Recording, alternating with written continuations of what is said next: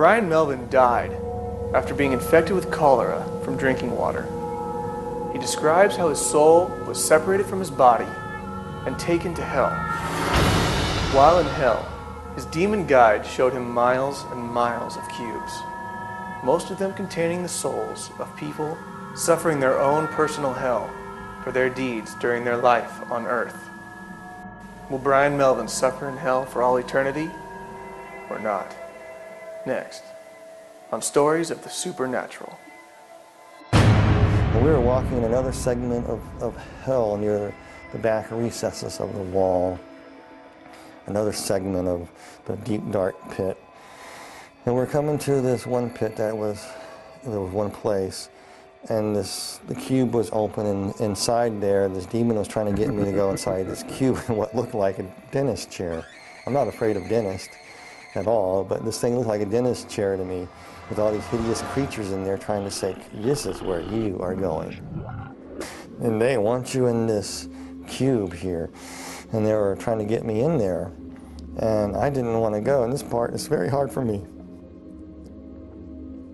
Because you got to understand, you are so scared. This whole time you're there, you're just saying, Jesus Christ, Jesus Christ, Jesus Christ. By that time, I was probably saying Jesus Christ so fast, Jesus Christ so fast, that it was a blur. That's all I can say. They wanted me in this cube, and I was scared. I didn't want to go in this thing.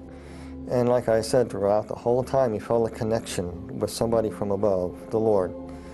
And then all of a sudden, you could feel something coming for you.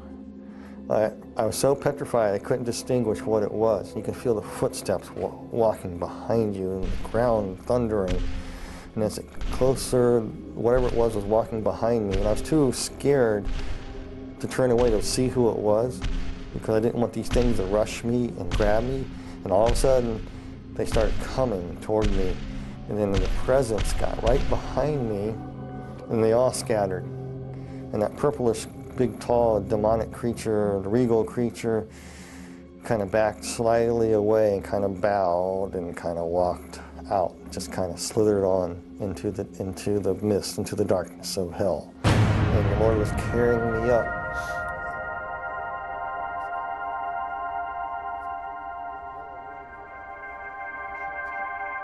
And I knew who it was. It was Jesus. He picked me up.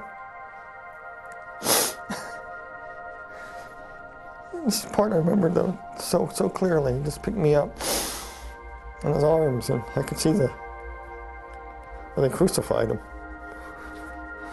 As he's holding me, his bones are pulled apart. He's saying, you pulled apart my bones. And he carried me.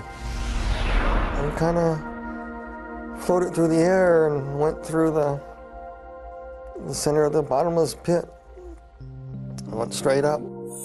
I remember bits and pieces of being taken to a hospital and waking up in a hospital room, and nurses poking me. And when I woke up out of this thing trying to breathe, I grabbed the doctor and said, I'm not in a cube, am I?